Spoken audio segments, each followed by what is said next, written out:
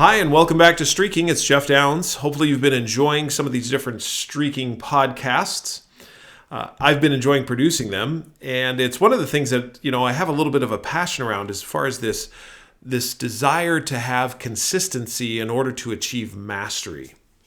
Winning is something that every human being loves. Think about it in your own life. If you win at work, if you win at home, if you win in your personal life, winning, no matter what, is exhilarating. Where winning once or twice is great, winning consistently is better, and winning consecutively for a long time, it's the absolute crown jewel. When you are winning, you feel motivated, you feel happy, you're energized, and ready to take on the world. The question then is this: how do you create a winning streak? Is it possible to manufacture consecutive wins day to day, month to month, year to year? And if so, how do you do it? How is it possible to consistently win in whatever you choose to do? In personal or professional life, how can you string together success such that you are always winning? To answer these questions, Jamie and I dove deep into whatever winning streak we could find. Of course, most of these streaks were in sports, and we were amazed at the different winning streaks that were out there. Some of the ones, for example, the Oakland A's 20-game winning streak in Major League Baseball, which was made into a motion picture called Moneyball. One of the ones that I like to watch quite often. It's a lot of fun to look at what it was that they did in order to build or manufacture that winning streak, which it was manufactured, and there is a way to do it. Edwin Moses, winning streak of 122 races, another one that was major in newspapers and one of the major stories in the 80s. In Europe, one of the individuals who's a household name is Jahangir Khan. And unless you're in Europe or unless you love the game, you wouldn't know for what, because in the United States or North America, this isn't really big game, but it happens to be squash. Jahangir Khan won 555 matches in a row. It's the longest winning streak recorded in all of sports. Some say that he is superhuman, that he is an athlete beyond athletes. Well, the list continues of winning streaks. The Cleveland Indians' 22-game winning streak, which broke the A's record. John Wooden's UCLA Bruins basketball team with an 88-game winning streak. And then one of our personal favorites are the UConn Huskies women basketball. Amazing winning streak of 111 games. All of these streaks had different clues in them to uncover the mystery of manufacturing winning streaks. However, the answer to creating a winning streak wasn't uncovered until we saw a different kind of streak. And it's the streaks that we've been talking to you about. Cal Ripken Jr., the Iron Man of baseball, played 2,632 Major League Baseball games in a row. In other words, he played in baseball consecutively for 16 years. He didn't miss one game. Known simply as the streak, it attracted attention from all over the world. This was the winning streak, but it was a different kind. During this streak, of course, the Baltimore Orioles, which Cal Ripken Jr. played on the Orioles for his Major League Baseball career, they won the World Series, and Cal won 2 prestigious MVP awards, as well as many other awards, which I don't, again, we could list and go on about. Don't mention here, but they go on about. Though the Orioles didn't have necessarily a winning streak of consequence, during Cal's consecutive streak, Cal played in every game in which they could win. Just think about that for a second. If you're in absolutely every game that's played or that could possibly be won, what we found is that the consecutive streaks are the floor on which every winning streak is built, be it in athletics, in business, our personal lives. If you want to win, you must build a floor of consistent, consecutive streaks. I was talking with my friend Craig, and he was asking me, or he and I were exploring streaking just a little bit more, and he was talking about this whole idea of winning streaks and how in any type of professional environment, I really want to develop a winning streak and what that winning streak is about. There was actually a study done, and I mentioned it in one of my other podcasts, about winning streaks at work, about what it is that it takes to create a professional winning streak or to ride the wave. Angela Duckworth, she talks about grit and how grit is an essential part of really being successful in life. Those are great conceptual things that need to happen. What I'm suggesting to you is that streaking is the framework by which you can build any of these winning streaks that are going on. Any of the winning streaks that you have in your professional life or in your personal life are built on the back of consecutive streaks. Let's just go back through a couple of these things. As you look at the Oakland A's 20-game winning streak, really phenomenal. I mean, broke records all over the place. It was built on consistent consecutive practice and consistent consecutive record keeping of how many times you got on first base, or what were the balls that were thrown that you hit the best. In other words, when you're standing at the plate and the pitcher is pitching, where do you typically do well and where do you typically do bad? Well, that all came through record keeping and through analysis.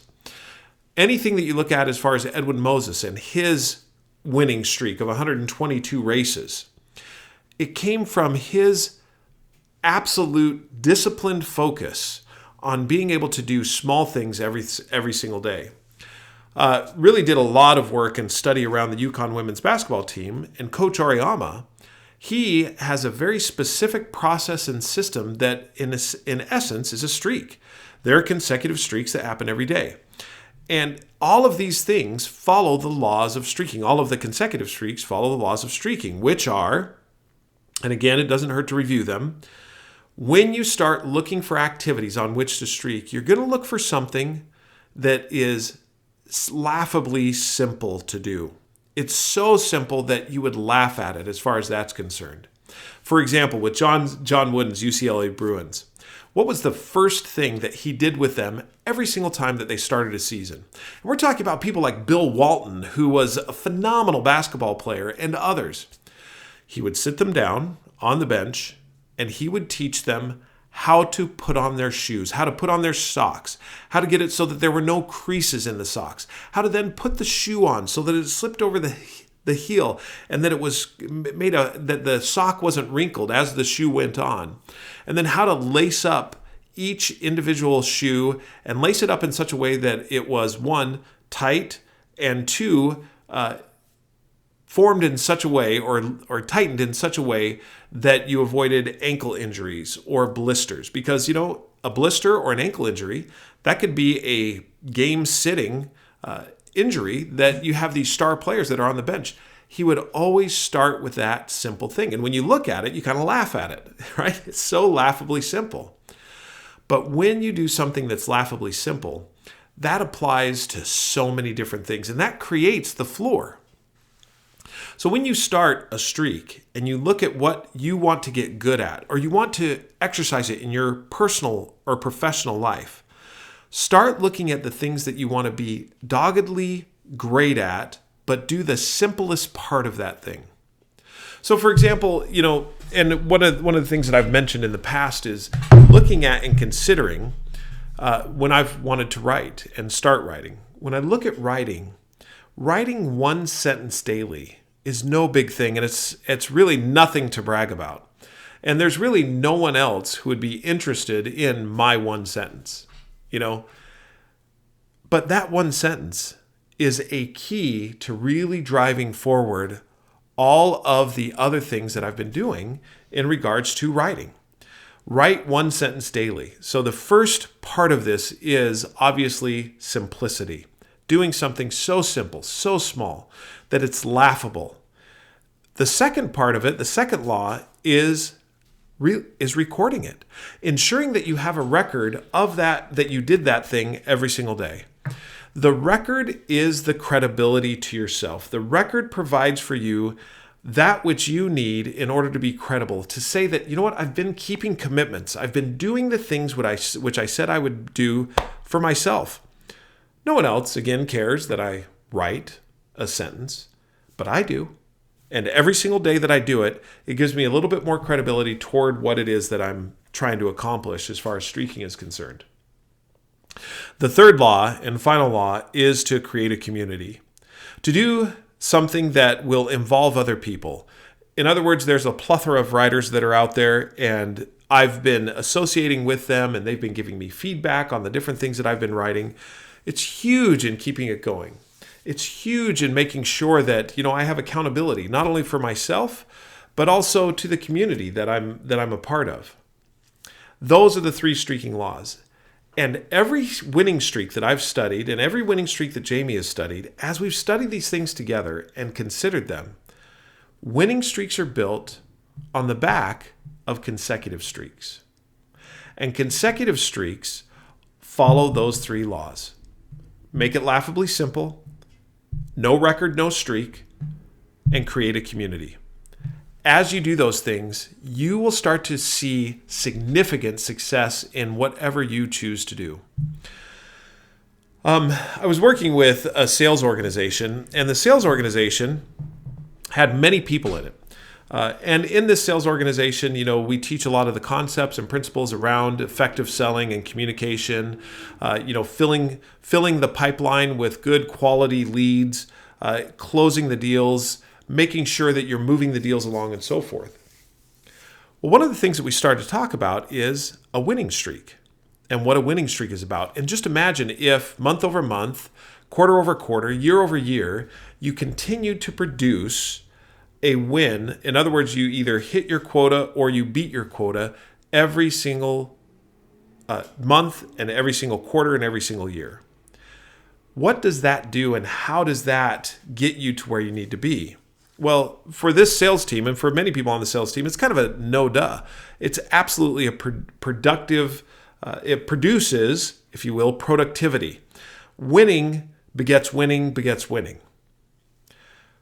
The counterintuitive part of this is to create a winning streak, you just need to be really good and consistent around that which is necessary for you to improve your sales skills consistently. This team, that as we started winning, started to look at it and say, what do we need to do as a team or as an individual in order to create a winning streak? And they started to do things such as role play weekly. So have at least one role play with one of your peers weekly. Second thing, review at least one sales skill daily. And again, these are laughably simple things. The role play may not seem that laughably simple, but again, if you reduce it to a weekly thing and you role play with someone, in other words, you're practicing on a weekly basis, then you get to go it. This team then started to set up and see success in winning. In other words, they started hitting quota. They started hitting quota on a consistent basis. All of their team members started to get involved in it. The energy that this team had was palpable. It was something that you could look at and you wanted to be a part of this. After all, when you look at it, don't you really want to be a part of a winning team? It's a little bit hard to be a part of a losing team. A winning team is something that everyone gets on board with. Think about the fans in the stands. Are the stands more populated when there's someone who's losing or when there's someone who is winning or a team that is winning? Everyone wants to see the winning team. That is true in athletics as well as it is in business. People love to be associated with and part of a winning team. Well, the winning team is built on the back of consecutive, consistent streaks. As you get going and as you keep going in any of your professions, I happen to bring sales into it right here, but I look at, for example, software developers. They have streaks that they do on a regular basis. Code at least one line or review one line of code daily or review something in a journal or in a professional journal daily. You can look at doctors. You can look at lawyers. You can look at architects. Any of these professions, you have accountants, people who are involved in finance or in business or entrepreneurs. Any of these individuals, the ones that are winning, the ones that are consecutively winning, in other words, have a winning streak, they are built on the back of consecutive streaks. So right now, today, decide, I'm going to start doing something that's laughably simple.